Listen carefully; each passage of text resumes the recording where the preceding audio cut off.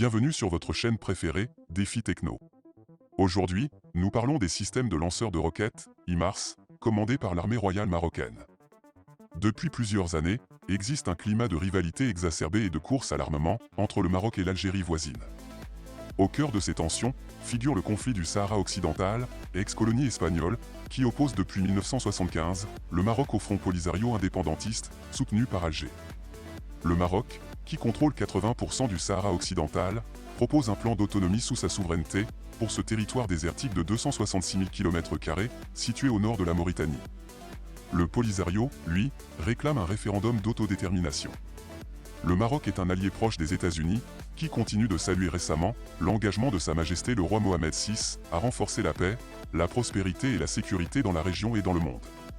Cette annonce se situe dans le contexte de la tenue prochainement d'une nouvelle édition de l'African Lion, le plus grand exercice militaire américain en Afrique, que le Maroc accueille depuis près de 20 ans. Plus tôt cette année, le département d'État américain a approuvé la vente de systèmes de fusées d'artillerie à haute mobilité, HIMARS, et d'équipements connexes au Royal Sheriffia. En effet, le Maroc a passé commande de 18 lanceurs HIMARS, 40 systèmes de missiles tactiques à attaque MS, des systèmes de lancement de roquettes guidées, GMLRS, notamment 36 ogives M31A2 et 36 ogives alternatives M30A2. La vente renforcerait la capacité de la nation africaine à contrôler sa frontière et améliorerait l'interopérabilité des forces armées royales avec les forces américaines. Voyons ensemble les caractéristiques des systèmes de fusées d'artillerie à haute mobilité HIMARS.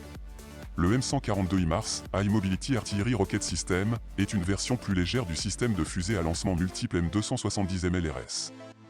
Il s'agit de fusées, également appelées système de roquettes à lancement multiple, MLRS, ou fusées guidées GMLRS, développées pour contrer la menace de roquettes et d'artillerie à canon à longue portée, hostiles aux forces américaines. La fusée GMLRS a une portée de 65 à 80 km et a une précision considérablement améliorée grâce à l'utilisation du système GPS intégré. Il était destiné aux troupes aéroportées et marines américaines et est entré en service dans l'armée américaine et le corps des marines en 2005. Certaines sources rapportent que 540 lanceurs HIMARS ont été construits. Ce système a été exporté en Jordanie, en Roumanie, à Singapour et aux Émirats arabes unis. En 2022, un total de 20 systèmes HIMARS ont été livrés à l'Ukraine afin de se défendre contre la Russie. Au cours de la même année, l'Estonie a commandé 6 systèmes HIMARS et la Lituanie 8. En 2023, Taïwan prévoirait d'acheter 29 lanceurs HIMARS, et la Pologne a passé commande de centaines de systèmes HIMARS. Le HIMARS tire les mêmes roquettes que le M270 MLRS, mais il ne transporte qu'un seul pack avec un total de 6 roquettes. Il offre la moitié de la puissance de feu du M270 MLRS. Le HIMARS tire une gamme complète de roquettes M270, y compris des roquettes à chefrag et des ogives à fragmentation. Les ogives des HIMARS commandés par le Maroc sont le M30A2, le M31A2 et les systèmes de missiles tactiques attaque MS. Voici leurs caractéristiques. En première position, le missile guidé M30A2 GMLRS-AW, qui est une version du GMLRS avec une ogive alternative. Cette fusée a été testée par l'armée américaine en 2014 et a été adoptée peu de temps après. La production a commencé en 2015. Finalement, il a remplacé en service les fusées guidées M30.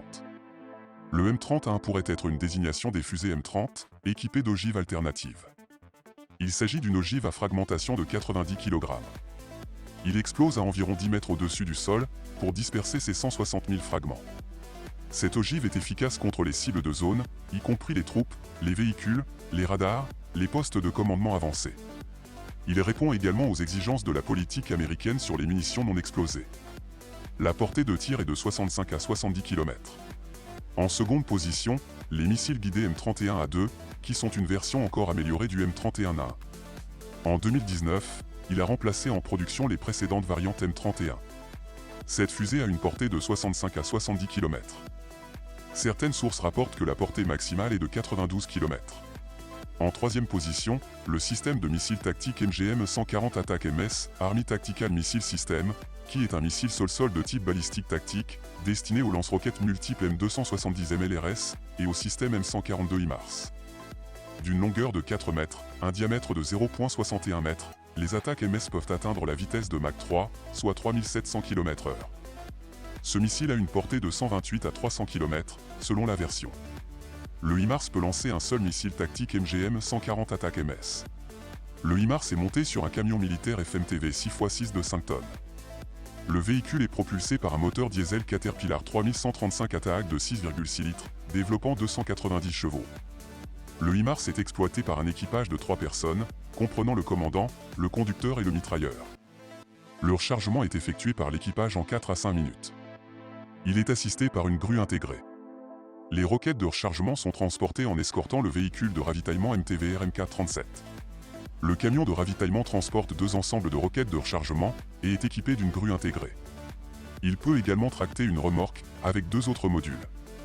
Le rechargement est effectué à distance, depuis le poste de tir, afin d'éviter les tirs de contre-batterie. Le HIMARS peut être transporté par un avion cargo tactique C-130 Hercule, qui peut transporter un seul HIMARS.